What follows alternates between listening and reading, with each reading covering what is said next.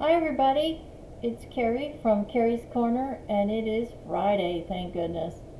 It's been a really good week, my first week in my new facility, and I am catching up with a Friday afternoon video for you guys. And today I want to talk about your assets and how we protect those assets using your insurance policies, namely your automobile insurance and your homeowner's insurance.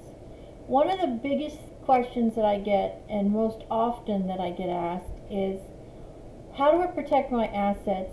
And if I'm in a car accident, can my house be levied or can there be a lien put on my home? And the first thing I always say is your home homesteaded? That's extremely important.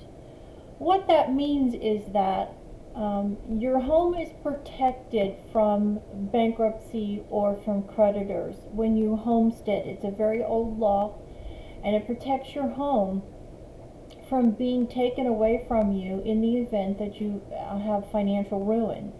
So it is crucial, very important. If you are a homeowner, you need to look into checking with your state and finding out, like here in Texas, that there is called a homestead law. And if there is a homestead law, you need to check into it, and you definitely need to get it applied to your property. It's a very, very, very important piece of your financial puzzle, especially if there are accidents involved, whether it be in a car or whether it be at your home. We want to make sure that we are protecting that asset. The reason for that is as you know, when you buy a home and you start paying on a home, and the real estate market goes up and down, the value of your home can change, and it can change really quickly, and you can get a lot of equity in your home depending on what's going on in the real estate market. So the more money you put into your home and the higher the value is over and above what you owe the bank, if you owe the bank anything, that's called equity in your home, and that's a huge asset. So if you were to sell your house tomorrow and it was worth $300,000 and there is no mortgage on that home, that is a huge chunk of change that is out there exposed to a liability lawsuit in the event that you cause damage to somebody else, whether it be in a car accident or whether it be something happens at your home and you are found liable, and you have to come up with equity, you have to come up with money to satisfy that judgment. So it is crucial, I cannot emphasize this enough. If you are a homeowner, you need to check in your state and find out what the state laws are for homesteading. If your state allows you to homestead your property, then absolutely you need to do that. It is very important to protect that asset. It is normally the biggest asset that Americans have, is their home. And the longer you're in the home, the more money you build in the home, the more equity you build in the home. That is a huge asset that is out there, just out there, that can be seized in the event that you're in an accident. And if you don't have it homesteaded, then it is Katie, bar the door. That money is out there and it can be seized um, to satisfy a judgment if you're found at fault, if you're found liable. So it's crucial that you do this and get your homes homesteaded. So a personal liability umbrella is a protection, and think of an umbrella. You know, you have a round circle, and then you stand under this umbrella, and then what that umbrella protects, this imaginary umbrella protects, is your homeowner's policy and your auto policy. So in your state, depending on what the state limits are, you carry liability insurance. And we talked about this. It's normally 30, 60, 25. Here in Texas, that's the minimum. And it goes all the way up to $1 million, depending on whether you have a combined single limit or a split limit. So in the event that you're found at fault, that policy will pay out what that liability limit is. So most umbrellas, most personal umbrella policies require that you carry a $500,000 limit on your auto policy. So if you're at fault in an accident, the auto policy is going to pay that first chunk of money, and then you have, normally the starting umbrella policy is $1 million. It goes $1 million, $2 million, $3 million, and then it jumps to normally $5 million, and then beyond that. So it's very important to talk to your agent, because if you have a lot of assets, we want to protect those assets. We want to protect tangible, liquid assets. That's money in cars, money in your house, money in the bank, stocks and bonds. All of that can be seized and used to satisfy a judgment. The one thing that you are protected from is your retirement funds. Those cannot be. But everything else is fair game. Cash in the bank, your cars. You are allowed one car here in the state of Texas too, as well, if you file bankruptcy. So you also need to check your state and find out what your state requirement is for your cars. But cash money, money in stocks and bonds, money in investments accounts, anything that's a tangible liquid asset is fair game. So we want to be protecting those assets that we have worked so hard for. So you can imagine, if you have a state minimum on your auto policy, and God forbid you kill for a family of 4, and your policy is only a $60,000 maximum, you are never going to meet that judgment if you are found at fault, because I don't know of any court system that could justify that 4 lives are only valued at $60,000. Now, you have to be found liable, you have to be found at fault, and your insurance company is going to defend you. That's what you have insurance for.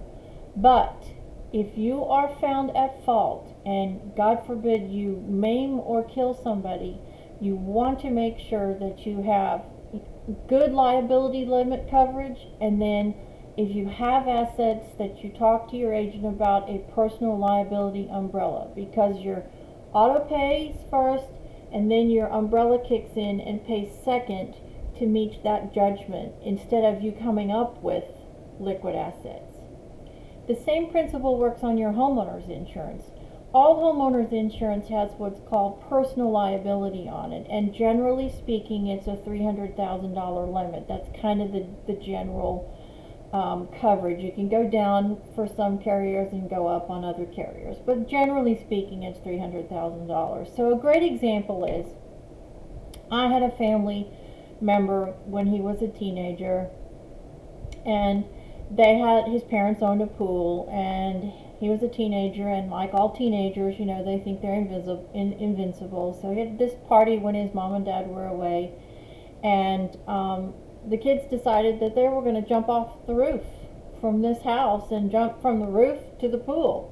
Now, that may not have seemed like it was a scary proposition to them at the time, but his parents nearly had a heart attack when they found this out, because if, in the event that one of those kids who was at his home had slipped or tripped or fall or missed the pool and was injured or worse, died or maimed, then technically his parents could be held liable for that.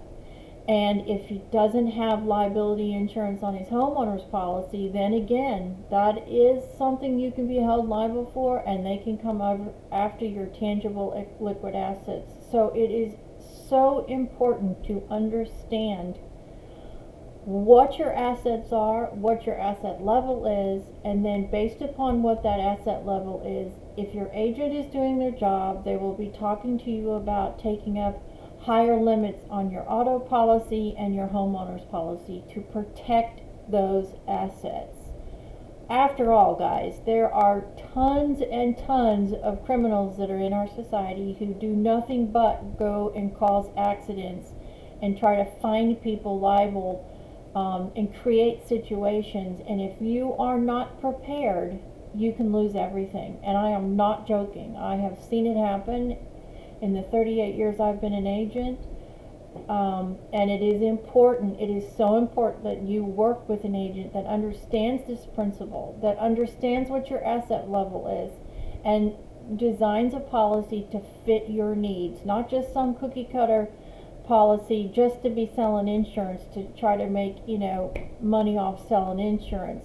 That is not what you need. You need somebody that understands the process, understands what your asset level is, understands your financial situation, and then can sell you the policies that are tailored to fit your needs. It is so important. Please do not just assume you have the right information and the right coverages. Check into it. Take the time. Talk to your agent. If you need help, I'm here for you. That's what these videos are for. They are for your educational purposes. I want the public to know I'm trying to do a service that will help you be prepared, that will educate you so you understand how important all of these different facets are. And it's complicated. It is. That's why you need to be working with a licensed insurance agent that is trained to understand the ins and outs of what is required. Guys, there's plenty of people out there that don't do this. They just assume and write policies to be writing policies. And in the event that there's a catastrophe, do you really want to work with somebody like that? I don't think so. So anyways, that's my soapbox for today. It's a heavy subject, I know, but it is a very crucial subject that you do need to be checking into. And of course, remember, these videos are for educational purposes only. I'm not confirming your coverages. I'm not endorsing any carriers. I'm not endorsing any carriers. This is just educational information for you. And I really hope that you take the time to watch it. And please subscribe to my channel.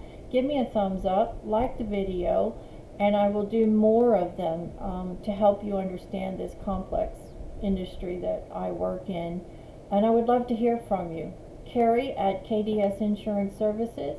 My phone numbers are 832-391-8271 or 817-374-4477. Or you can stop by my website at www.kds-insurance-services.com. I keep forgetting that. So anyways, it's Friday.